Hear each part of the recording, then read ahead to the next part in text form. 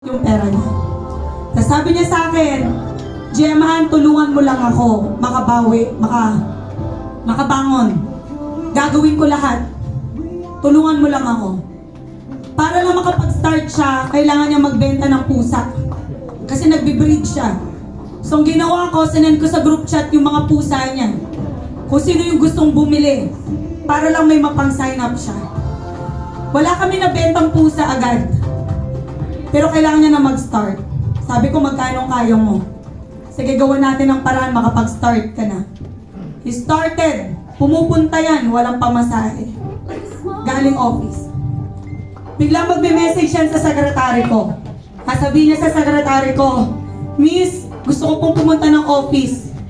Pero wala po akong pamasahe. Baka po pwedeng patulong kahit saglit. Makikita ko siya sa labas, pumupunta ng office, wala pong pangkain yan. Wala siyang kinakain. Lagi ko siyang papahanap sa sekretary ko. Si JM, kumain na ba? Si JM, paano nakauwi yun? Dumating ang time, nagaya ako sa BGC. Sumama. Malaman-laman ko, hindi makauwi, walang pamasahe. Those were the time na kahit 5, wala po siya. Magme-message po yan. Pero naniniwala ako sa kakayahan niya. Sinong mag-aakala? Ngayon, sko grabe. Apaw-apaw po transactions na.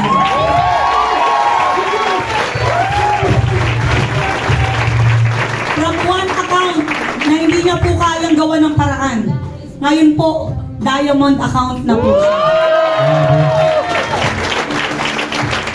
200,000 ang check niya kanina. Bukas, alam ko 200,000 muli ang check niya. Wow! And hopefully tomorrow, glory to God, hit niya na po yung 1 million.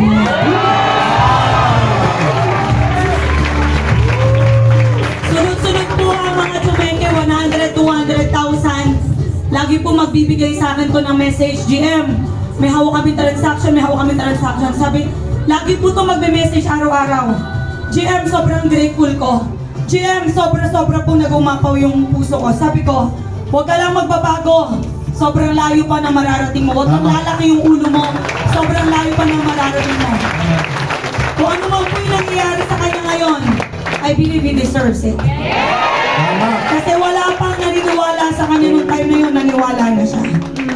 At ang gusto niya po ngayon lahat, tulungan kayong lahat. Ito po mga nasa likod ko, majority po dito diamond accounts. Nagsimula po to na si Jmar, yung mga dumadaan po, kinikilala niya, kinakausap niya. Pupunta po ng office ng walang pera, walang pamasahe. Pero sino mag-aakala, ayun ang pinag-uusapan na namin, anong sports car na yung ilalabas niya.